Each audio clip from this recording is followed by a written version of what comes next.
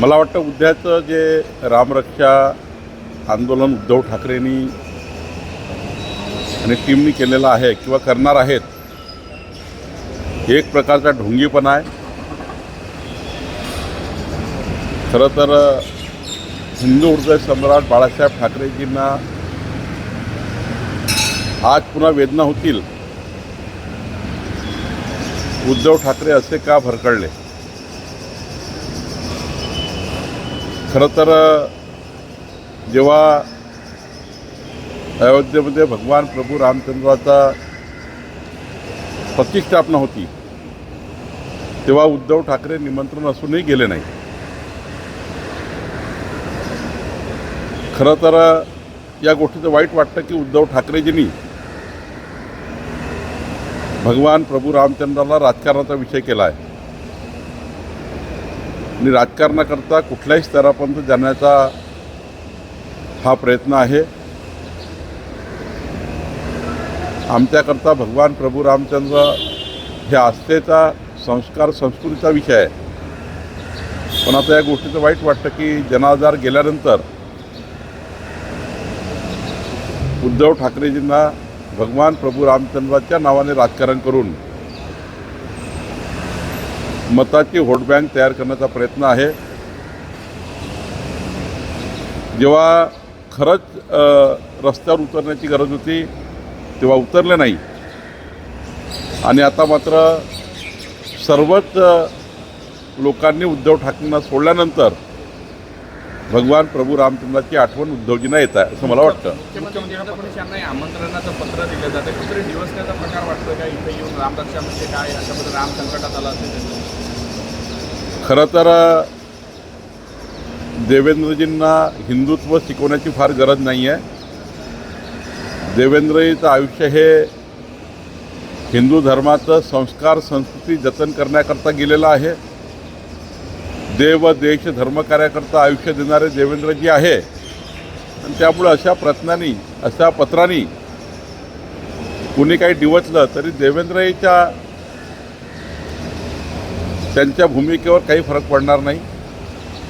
देवेंद्रजी खऱ्या अर्थाने भगवान प्रभू रामचंद्राचे असीम भक्त आहेत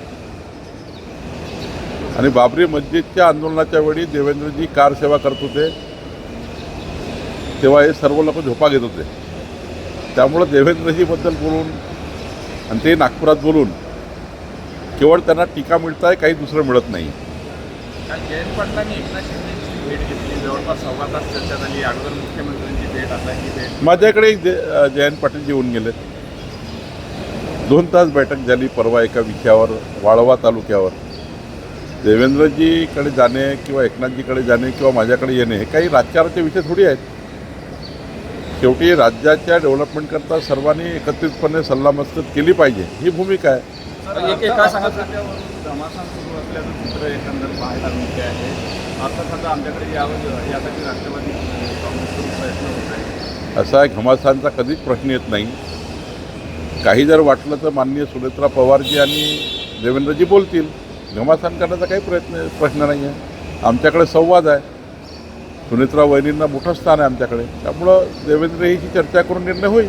ठाकरेच्या बैठकीत एका अर्थानं चंद्रशेखर बावनकुळेंच्या कौतुकाची चर्चा झाली. बावनकुळे जे आहे ते सकारात्मक उत्तर जे विरोधकांना याच्याकडे नाही, सकारात्मक सरकारने राहिलंच पाहिजे. ही सरकारची जबाबदारीच आहे. मंत्री म्हणून माझी जबाबदारी आहे. उद्या संजय राऊत साहेबांनी एखादा विषय महाराष्ट्रात पाठवला, तो जर योग्य असेल तर निर्णय घेतला पाहिजे, त्यावर काम केलं पाहिजे. अंबादास दानवेजींनी एखादा विषय काढला, त्यावर काम केलं पाहिजे. शेवटी राज्याच्या हिताच्या 4 गोष्टी सांगितल्यावर जरी विरोधी पक्षांनी सांगितल्या तरी त्यावर सकारात्मक निर्णय करणं हीच सरकारची जबाबदारी आहे. राजमाता जिजाऊ महिला सशक्तीकरणासाठी मोठा बदल जे आहे ते सरकारने केला आहे. याच्याकडे राजमाता जिजाऊ महिला सक्षमीकरण योजना महसूल खात्याने सुरू केलेली आहे. या राज्यातल्या महिला बचत गटांना 2.5 एकर जागा एका गटाला व महिलांच्या सेवा सहकारी संस्थांनासुद्धा आता अंतर्भूत केला आहे. 1 लाख रुपयाचं फिरतं भांडवल आम्ही देणार आहोत आणि या 2.5 एकरमध्ये चारा लागवड आम्ही करणार आहोत, बांबू लागवड आम्ही करणार आहोत आणि ही चारा आणि बांबू सरकारशी टायअप करून महिला बचत गटांना उत्पन्न मिळवून देण्याचा आमचा प्रयत्न आहे. सोबतच शेतकऱ्यांचे शेतरस्ते जे आहेत, सर्व प्रकारचे शेतरस्ते यांचं सीमांकन करून दोन्ही बाजूला झाडं लावण्याचाही निर्णय आम्ही करतो आहे. शेतकऱ्याचा रस्ता खुला करणे, वहिवाटीचा रस्ता खुला करणे, शेतरस्ते खुले करणे आमची भूमिका आहे. आणि शेतकऱ्याचा रस्ता मोजून त्याच्या कडेला झाडं लावणे, जेणेकरून बाउंड्री फिक्स करण्याचा विचार आम्ही करतो आहे.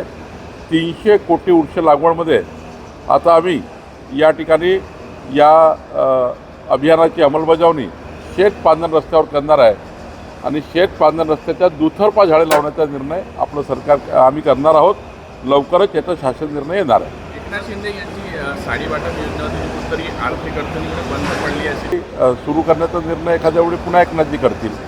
सुनील तटकरे आणि कुठेतरी प्रफुल्लभाई पटेल यांनी वर्षा बंगल्यावर मुख्यमंत्र्यांची भेट घेतली होती, त्यामुळे सुनेत्रा पवार नाराज होते. मला नाही वाटत असं काही, मला नाही वाटत ह्या कपोलकल्पित बातम्या पेरल्या जातात. चांगल्या पद्धतीचं वातावरण सुरू आहे, चांगल्या पद्धतीची महायुती सुरू आहे. त्यामध्ये कधी एकनाथ शिंदेजीबद्दल, कधी सुनेत्राताईबद्दल वेगवेगळ्या वावड्या उचलल्या जातात. आम्ही रोज या ठिकाणी संवाद साधतो आहोत. आमचा संवाद चांगला आहे. आमचं महाविकास आघाडीसारखं काम नाही आहे, सोबत आहे पण एकामेकाचे चेहरे बघत नाही, अशी परिस्थिती महाविकास आघाडीची आहे.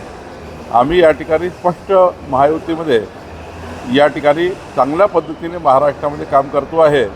माननीय प्रधानमंत्री मोदीजींची भूमिका ही NDA सांभाळण्याची आहे, तीच भूमिका देवेंद्रजीची आहे, तीच भूमिका आमची आहे. वारंवार अशा बातम्या पेरल्या जातात. कुठेतरी एकनाथ शिंदे सुद्धा बोलले असं आहे की आमचं सगळं बरोबर आहे. तरी वारंवार विरोधकांवर अशा बातम्या, त्यांना कामच नाही आहे. विरोधकांना काम शिल्लक नाही आहे. उलट त्यांचे रोज मतं कमी होत आहे अशा बातम्यामुळं. त्यांनी उलट सकारात्मक काही पावलं उचलले तर काही मतदानाची त्यांची टक्केवारी वाढेल. ते असे नकारात्मक पवित्रा घेऊन विरोधी पक्ष काम करत असेल तर कधीच त्यांची मतसंख्या वाढणार नाही किंवा त्यांचा आलेख वाढणार नाही. सकारात्मक भूमिकेतनंच महाराष्ट्रामध्ये आपला पक्ष वाढू शकतो. सकारात्मक भूमिकेतनं या महाराष्ट्रामध्ये तुम्हाला यश मिळू शकतं. निगेटिव्ह भूमिकेमध्ये महाराष्ट्राची जनता कधी तुम्हाला साथ देत नाही. हे अजूनही विरोधी पक्ष समजला नाही, याचे दुर्दैव आहे.